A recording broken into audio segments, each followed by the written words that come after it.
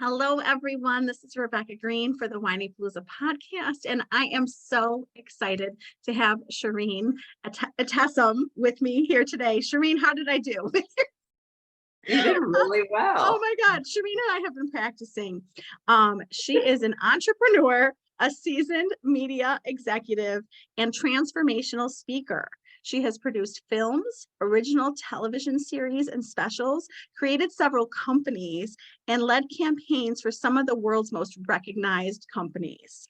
A proud member of the LGBTQIA, you're going to have to tell me the extra initials that I don't know, and community, Shirin founded OML TV, a popular platform dedicated to streaming and curating quality queer female video content, and MOL Originals, a female-led production company telling diverse female stories through a vast spectrum of film and television genres. Shirin is also a regular contributor to Rolling Stone and Forbes Today.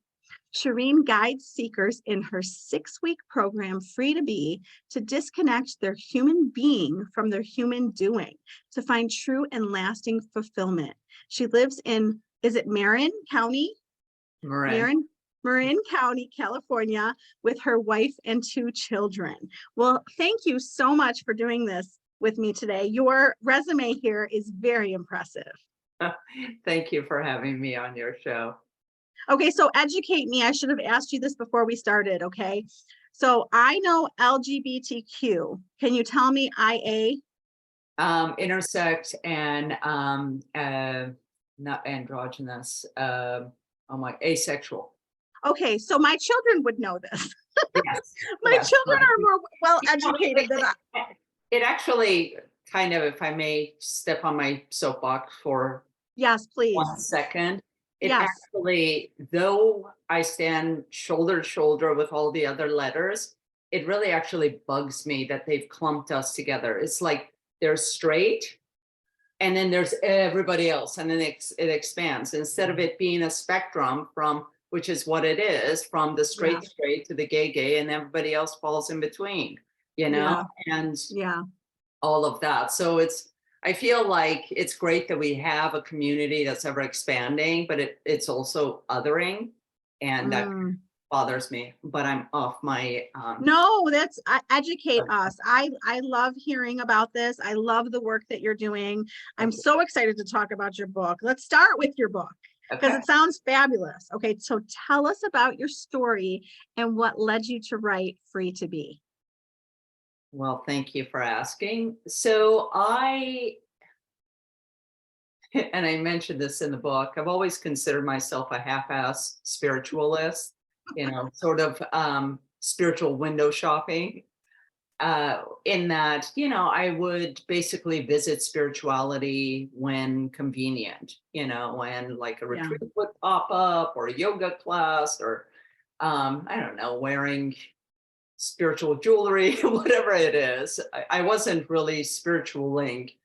Anyway, at the end of 2013, I went through a major breakup Oh, with my partner at the time, and we were together for 13 years, and we were dear friends for 9 years prior to that. And 22 years of my life just finished in a 20-minute conversation. oh, And it propelled me into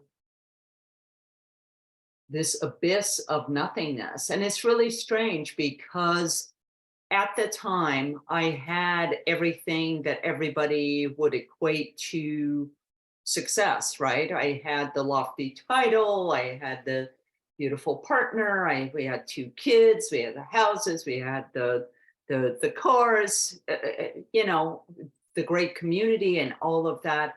And I truly felt dead inside. I just mm, felt empty.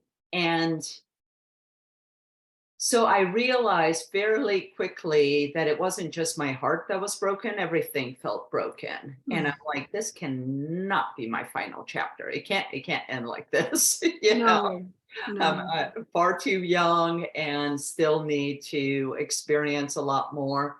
So I set out to not just write a new chapter, but a whole new book, so to speak. And then I wrote a book based on the book that I created. So in the early days, I had a motto, hashtag better than this. Mm. And the thought was that if I felt just a tiny bit better the next moment, that was an improvement. And my kids at the time were 5 and 7. So, and I was really, really worried about them. And I was primary caretaker. And my ex was, wanted certain custody. And there was all of that. And I just wanted to make sure that they were okay. And I wasn't feeling okay and how to shield them from it. So I started taking tiny, tiny steps, and I spent, the minutes became the hours, the days, the weeks, the months, and then years. And for 6 years, I dove in deep. I mean, mind you, I was still parenting, adulting, super responsible, but I made it my primary mission to find my inner fire, inner soul, inner star, because I was so disconnected from it. I Yeah. didn't even know if it existed, where it was. And having gone through 6 years of what I called mobbing for spiritual apples, because I didn't know what I was doing, and I read a lot of books and I went to more retreats and all of that, but nothing was quite it. And so I realized that, if I knew what I was doing during those 6 years, that truthfully the process could be truncated into 6 weeks. And Mm. so I wrote the book that I wished that I had when at the crossroads. So, and it's like such a surreal, magical experience. I don't think that I could, even if I tried really hard, I don't think I could be the person I was in 2013. Like I feel so vastly different and love it. But the process is, I mean, I don't know who, and I will stop shortly, but I don't know who thinks that spirituality is woo woo and all about sitting in the lotus position on a mountaintop or whatever. But seriously, I mean, Yeah. it is dirty, it is scary, it is dark, it is, you know, confusing. But then, there's the breakdowns and then there's the breakthroughs. And those breakthroughs, my God, they are everything. I mean, that's truly how I believe we reach enlightenment is greater and greater awareness. So, but I'll stop there. So, okay, so I'm following all of this. I think it's amazing. So you're basically taking us through a 6-week spiritual soul journey, is what it sounds like.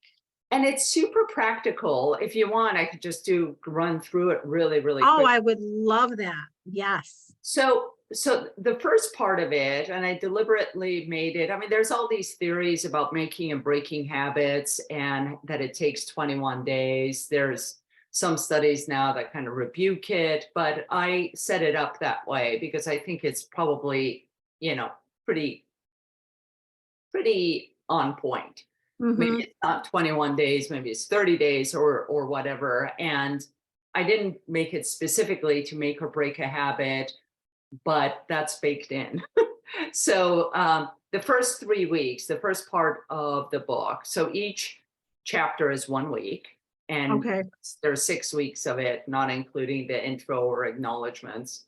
Um, the first week is all about detoxing our minds, and Mm. because they're the biggest culprit, right? Like you and I are sitting here talking and we're very focused, but there's still that background chatter, right? Like, did I turn off the kettle? And, I've got to, oh, I forgot to pay that bill, And sometimes that chatter becomes so loud, right? And study after study shows that the majority of our thoughts are negative.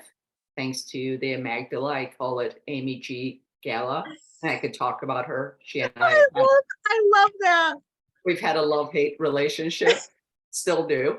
Um, and so negative thoughts, and they're repetitive. And Yeah. then what we do is consume more content daily because, we make fun of screenagers, but truthfully, we've all become screen addicted. Yeah. And now it's the way that we do since the pandemic. It's also much of how we do work. So information, information, information, the negative thoughts coming in, repeating all around. It's just like a washing machine of crap, right? Yeah. So how do you liberate yourself from that? So there's very much, it's very much a how-to. So again, practical ways of detoxing our minds. Then it's week 2 is about detoxing our hearts. And I think that we task our hearts with the wrong things, like a lot of things that need to be decided from a soul place or from our minds, we task our hearts with. And truthfully, the heart, I mean, I can talk to anyone and they will nod when I say all the heart wants is to be loved. Mm. That is it. To be loved, to be acknowledged, to be seen, to be cared for. That is it. It is a puppy. It is a baby. Oh, I love that.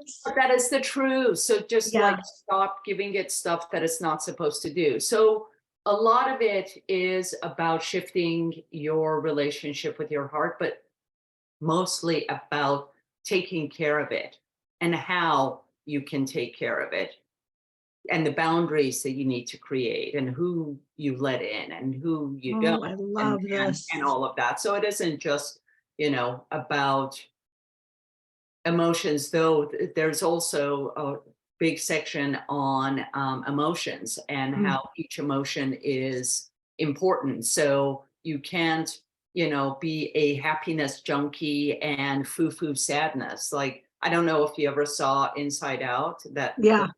I mean, as moms, I think we're obligated, but like that movie is so brilliant. Yeah. That's exactly it. You can't have one without the other. So don't it. I liken it to the RGB colors of our TV because I'm in production. But if you don't have the RGB, you have black and white. You have you want life in Technicolor. So feel all the feels. I talk about that. And then the third week is all about our relationship with our body, what I call our Uber ride through this life. We've got one vessel, and we seriously need to take good care of it because we either ignore it or we're mean to it, we're abusive somehow. So shifting that relationship, and certainly good diet, exercise, sleep, and all of that, but really shifting our relationship with our bodies. So, and the reason I have all of that is because when you have so much schmut of everything that I just talked about, heart, mind, body, you can't get to your soul.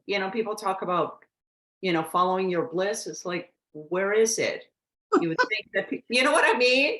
Where is it? And then how, right? Like people fail to mention that. So this is what I mean about practical spirituality. And I am on a crusade of sorts to change the term spirituality to spiritual wellness and spiritual health. I like that. Who calls it mentality, right? Nobody's like, oh, did you mentality?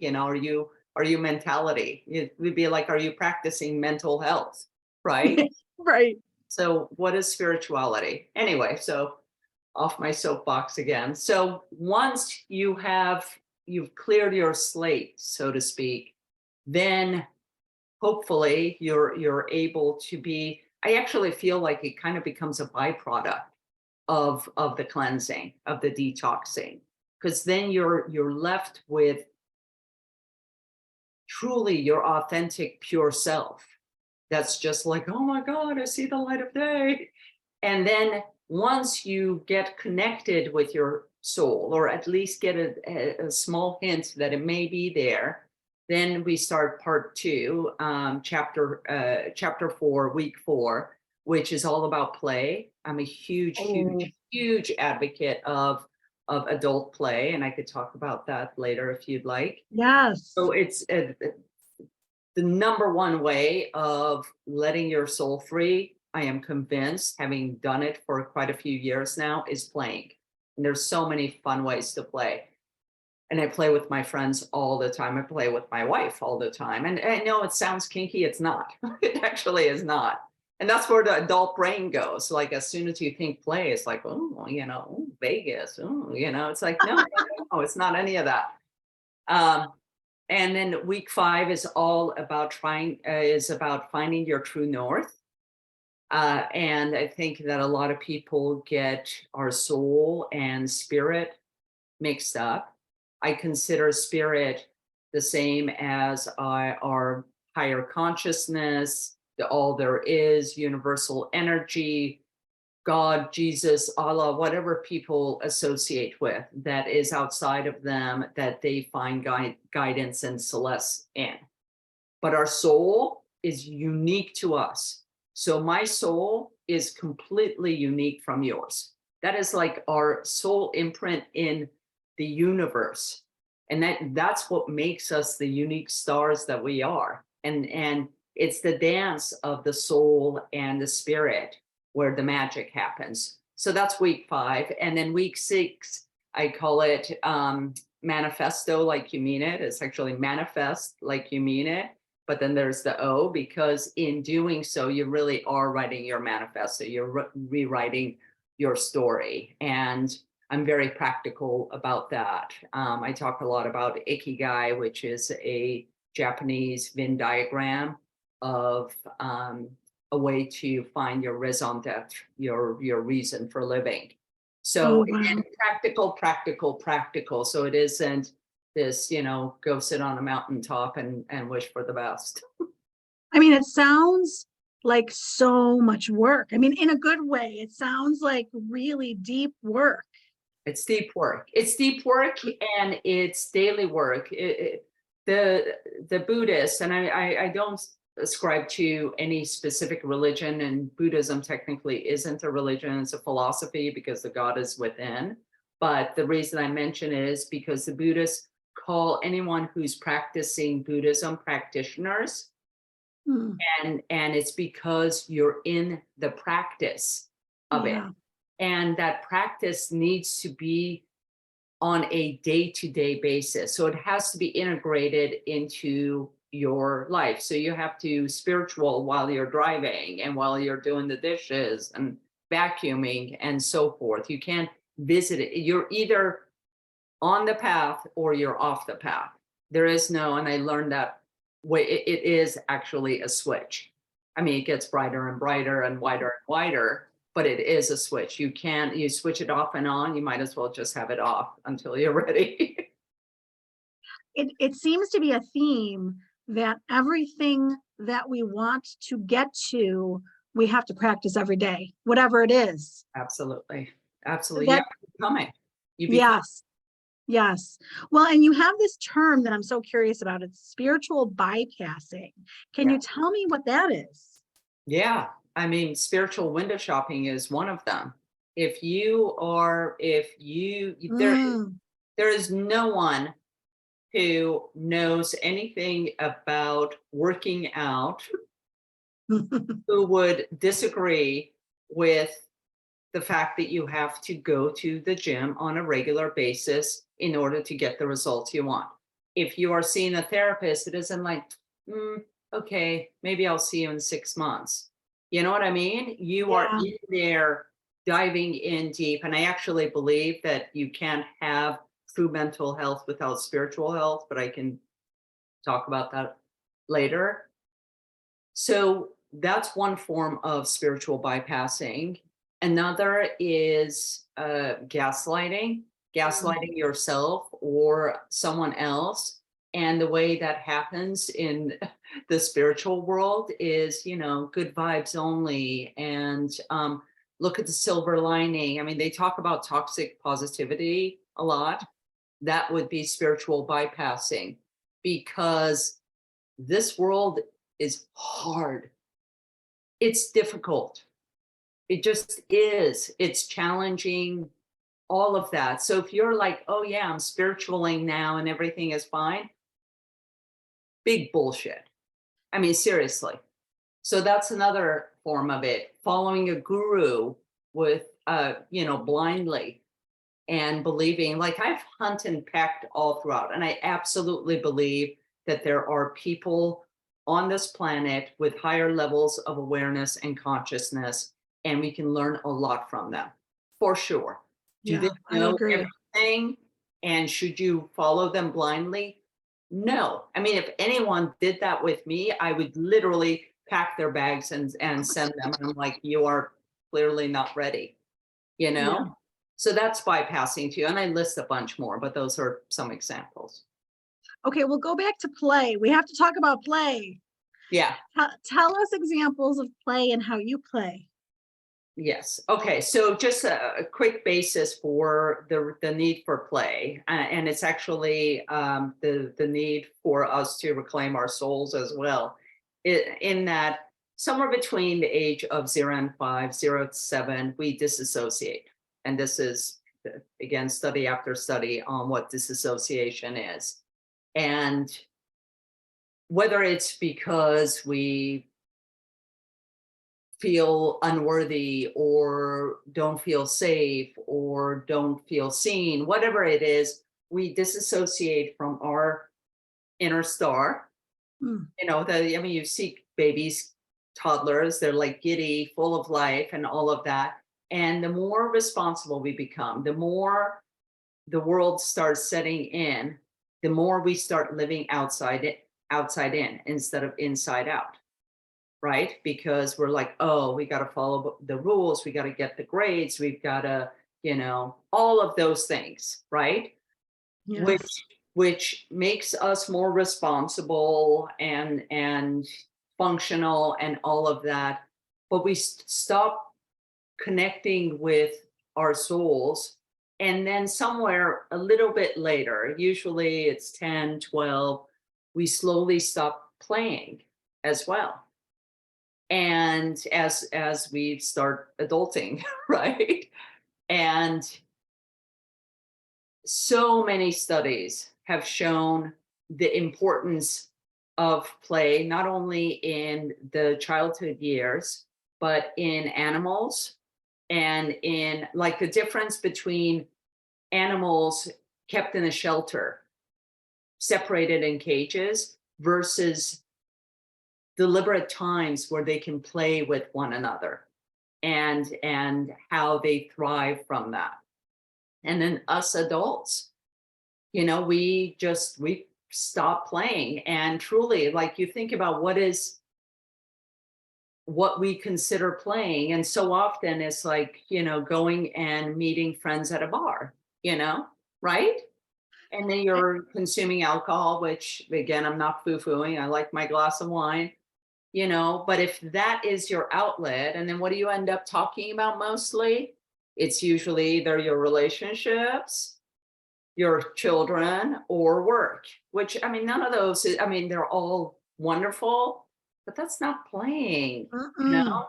So I'm talking serious playing, and it depends. There's 8 different play personality types. So you Oh, have to, which I talk about in the book. So you kind of have to know.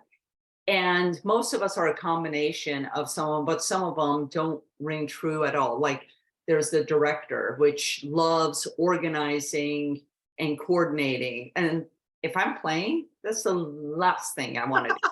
I think I'm pretty decent, in doing so as a mom and in my work and all of that. yeah. Does not spell play to me. Or like a collector, who collects stamps. And Yes. Yep.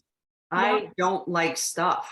Like, Mm-mm. less is more with me all the time. So the idea of gathering stuff is like, ugh. But then there's like the explorer or the creative, and I'm like, okay, yeah, that's me. Or the joker. Like I love not necessarily telling jokes, but making light of things and being playful in that way. Though I don't like what is it, pranking people. I don't like doing that. So I kind of mix and match. So you have to know your personality type. And then it could be anything. I mean, it could be cartwheels in your backyard. It could be taking over playground and seesawing with your friend. And Oh, there's a huge swing here in Tiburon, and God bless whoever put it there. And you see people, and sometimes we walk by. My wife and I walk a lot. Walking, frankly, can be a form of play. But we walk by it, and if I see someone there, I'm just like, oh, okay. But it makes me happy seeing someone swinging, because I'm like, they're playing. But then I'm like, but it's my turn. So it could be doodling, it could be painting, it could be spoken word, it could be. I love dancing, and I put on disco or house at any given time and dance my butt off, like no one's watching, and hopefully no one's watching. There's a place here called the Church of Eight Wheels. It's roller skating rink with disco. oh, Like fun. play. Play. Yes. My family makes fun of me. See, now I'm going to go tell them about this interview, because I'm all about a new family adventure, and I want to go explore and find new things to do together. Yep. Role play is another one. And those kind of adventures, like you can be, my kids and I got stuck in a hurricane in Belize, which Oh was my gosh. quite the adventure. And they were quite young. And while we were holed up in the bathroom, which was the only place with four walls for 4 hours while the hurricane was going through, I told story after story of Tintin, because that's what I grew up with. And all I could remember, and I'm sure I embellished and all of that. And then we would also play it out, we would be like the detective, and so yes, all of those things are important. And also travel is a form of play too. That makes sense. That makes sense. So see, now I understand why play is important to me. I was like, am I too in touch with my inner child? And I think no, that's not too in touch. You're actually allowing your child to live out loud. That's your way of taking care of the baby, the puppy, So Yes. Well, thank you for teaching me that. I love this. And I really want to know what infoxication is. And well, how does that, intoxication, yeah, yeah, intoxication is goes back to week one. Um, okay. there's nothing foxy about it. Um, it's basically content overload, Yeah. and we all have content overload to different degrees. And the issue with intoxication is that you have so much content coming in that you can't truly make a decision clearly. That's when Mm, you're fully intoxicated. But I think, it's the difference between like coming down with pneumonia and having the flu. I feel mm, like we all kind of have the flu yeah. continuously. And then sometimes we get hit with pneumonia because we haven't taken care of that flu. So Mm, full on intoxication looks like pneumonia, to the mind. And otherwise, we kind of continuously have the flu, and we're trying to just manage. And there are ways to either filter or block content from coming in. And it's really important. It's this. I mentioned in the chapter that you don't go, you know, from drive-in to drive-in and just order things just because you can. But we do that with content, it's when true. we're scrolling, like we're just consuming it, and it becomes mental junk food. So it's our responsibility to block that out. And in week one, I talk about ways of doing that. So does that have to do with your reference to a daily purge? How do we do a daily purge? I love this. The daily purge is sort of like a quickie. combo of everything, because they can have little elements of play in it. But really it's about vomiting all the negativity that's in us. I mean, you think about it, you wake up in the morning. I mean, the mind does not skip a beat, right? You wake up and boom, boom, boom, boom, boom, boom, boom, boom, boom, you got to do this, you got to do that. And again, those thoughts are usually anxiety producing, stress Mhm. producing. It isn't like you wake up and you're like, what am I going to do with my day? How am I Oh, I want to color do that though. That it? sounds wonderful. So the daily purge basically is telling your thoughts to shut the F up. And the way that you do that is that you throw them up. It's you purge them out. And whatever it is, there's some, have you read Julia Cameron's The Artist's Way? No. I feel like I'm such a huge promoter of her book. Not that she needs it. It's one of those evergreen bestsellers. She wrote it, I think, in the 90s, 80s. Anyway, very much of an evergreen, and it's all about how to become more creative. And Mm. I did it like 20, 25 years back religiously. And she has this thing called the morning pages, which is 3 pages of unstructured prose. um, Not even prose. It's basically writing down everything that's in your mind just to cleanse it. What I realized, so it's somewhat based on that, except that I realized that many don't like to write. And frankly, I have more energy than my hand can keep, and definitely not typing it, but writing it out, free form.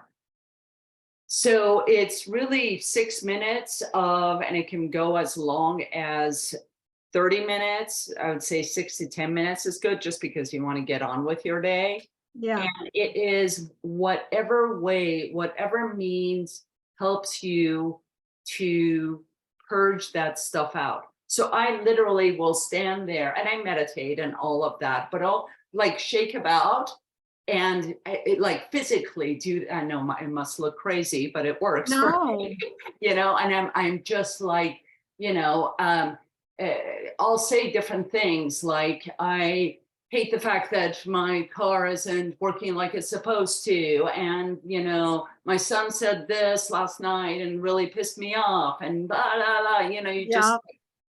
just purge, purge, purge. You could do it, while you're running or whatever it is, as long as you're super intentional about doing that. And I'm telling you, do it for 6 minutes. Like after this call, just do it.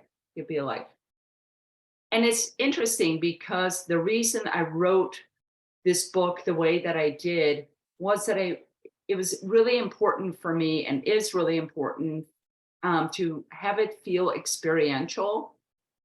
So right now you are, if you haven't done the daily purge, it's kind of like this conceptual, like, oh, that's a great idea.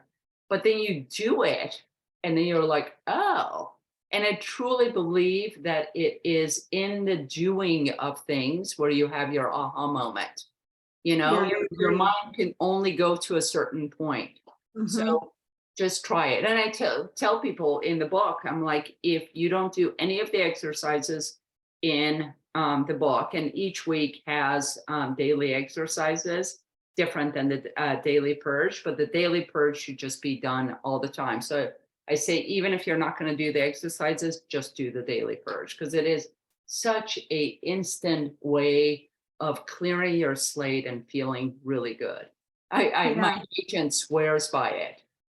She's No, always, I think you're right. I have never done it every day. I have done it, and it feels like a weight is lifted off of you. Yeah, you're absolutely right. I am so intrigued by finding our people. How do we find, not everyone's our people. not How a, do we hone in on who our people are for our lives? yeah. Really great question. I believe ultimately that our people find us. I love that. The people who are in my inner circle, really showed up. I made a deliberate shift in the early days of my breakup. So say the early 2014. And it's interesting because the friends that I thought would be there weren't there. And then Mm. and then there were some friends, like this one friend who I hadn't seen for at least like 13, 14 years. She also had gotten married to a woman and they had 3 kids, and and then she was separated, and she showed up and never went away. Like it was just and she's one of my playmates, by the way. So she's very much in my circle. Another friend who we were friends, but we weren't really close. Like she would literally show up at my front door and she's like, I'm gonna just work out of your living room, because she knew I needed, you know what I mean? She just knew it. Yeah, that's And wonderful. yeah, so those people who truly have earned, as Brene Brown says, a seat at your table. Oh, yeah. And those people. And I have many friends, acquaintances, colleagues, and such, but truly, I would say 6 to 8 people that are my tribe. One of them is my sister, who I call the boss. You know, she's often critical of me, but she so has my back, And I've got 2 best friends. One is like my spiritual soul sister. The other one is really heady and intellectual. And she's also from Iran. So we share the same culture. There's just so those people. And the people who are your tribe, there's also the tribe within us, which I can talk about, different than our tribe. Those people have the right to call you on your poop.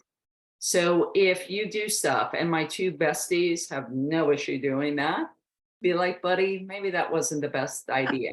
No, that's good. That's So, good. and and then it's up to me to be accountable and be like, yeah, you're right. Yeah. So that's Yeah. that's your tribe. I have this section in the heart section. This is where I talk about the tribe. And I have this process called taser, shield, filter, or hug.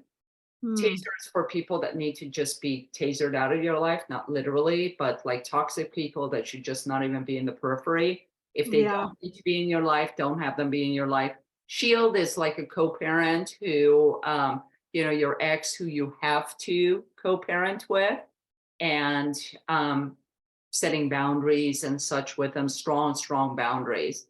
Filter is really about just not oversharing with people who aren't your tribe. Not everybody is your people. and know that. Like people who overshare on social, it's so hard for me to even read it, because I'm like, we have no context for what you're talking about. Right. Get a little bit, and then everybody chimes in, but they don't know the full. I Um, know. and then hug is your tribe. So and really figuring out who belongs where. And I think that's so important. And I say all the time, I think about how I feel when I'm with someone and when Yeah. they leave, right? How do we feel? And I mean, I could talk to you all day, but I'm not going to, because I know you have another But appointment. I think So that's a really good qualifier. It's yeah, it's either do whoever you're with, do they expand your heart? yes. Oh, that's Do a they good contract line. it? Do they contract it? Yes. There's Oh, there's your answer I'm right gonna there. use that. I'm gonna use that. I want your book. So let's talk about this. Where can we find your book and how do we learn more about you? So my social, like right now, it's interesting because I'm making this transition, and somebody had said, media executive and entrepreneur turned spiritual teacher. And I'm like, I'm not turning anything. You know what I mean? And I still have my projects and a few companies. I feel like I am evolving, so it isn't. So if you Google me, you often find like producer, entrepreneur, and all of that. And it's slowly changing the more I do these kind of interviews and such. So anything author related and having to do with the 6-week process is my name. So ShirinEtessam.com, Okay. TikTok and Instagram is also Shirin Etessam. Those are my handles. Please check it out and follow. And the book is available. It's distributed through Simon and Schuster, so it's on a lot of platforms. Amazon's probably the easiest way to get it, and it's available for pre-order now. Well, I can't wait to read it. I'm going to go on a journey with you, and I can't wait. Oh my God, I'm very, very curious what, and I mean, obviously you have my contact info but for anyone listening or watching, I love being contacted. I mean, and hopefully I can continue to respond to people personally. I'm not great with the comments necessary. If like within 24 hours, I'm good. But if somebody comments on a post, 3 weeks later, I might not see it. But if people DM me, I'm usually pretty good. I might not do it immediately, but I do respond, and I love hearing from people. Wonderful. Well, thank you so much for your time and your wisdom. And I absolutely loved getting to talk to you today. Thank you for having me on your show. I love the conversation. This is Rebecca Green, reminding everyone to spend every day laughing, learning, and loving. Thank you for tuning in to the Whinypaluza podcast. If you like what you heard, please be sure to subscribe so you never miss an episode. While you are there, leave a review. I love to hear your feedback. Thank you so much for listening. Until next time. This show has been produced by Market Domination, LLC. To discover how you can have your own show completely done for you and turn it into a real published book and become the authority in your marketplace, go to www.marketdominationllc.com/podcast offer.